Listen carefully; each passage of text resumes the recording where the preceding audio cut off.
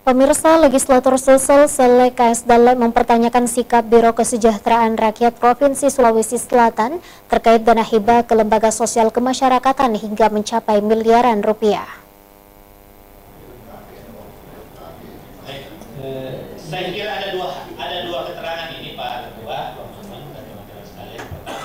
DPRD Provinsi Sulsel soroti pemberian dana hibah yang dilakukan oleh Biro Kesra kepada rumah-rumah ibadah dan lembaga sosial kemasyarakatan hingga mencapai miliaran rupiah.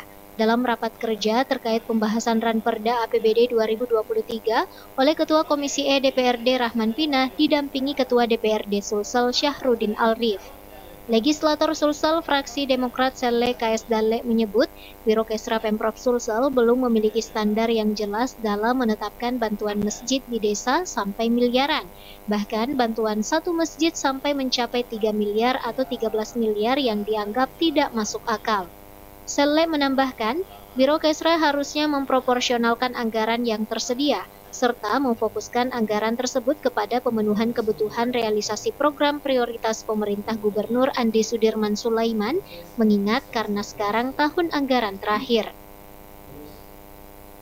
Mestinya anggarannya itu lebih difokuskan kepada pemenuhan kebutuhan realisasi program-program prioritas. Dana hibah mesti ada, tetap kan itu adalah tanggung jawab pemerintah ya, tetapi harus proporsional.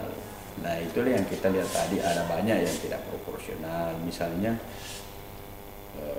tidak jelas apa standarnya menetapkan bantuan masjid di desa miliaran, bantuan masjid satu masjid sampai dapat misalnya puluhan miliar, 13 miliar, kan tidak masuk akal.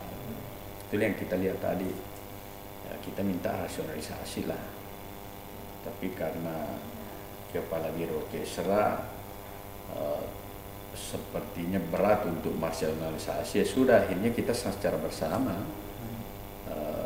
Dan tentu ini adalah hasil keputusan di komisi yang pada akhirnya kita teruskan ke Banggar. Nanti Banggar mengambil keputusan bersama TAPD.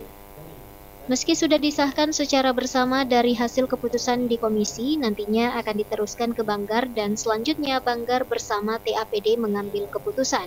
Ardi Jaho, Slebes TV.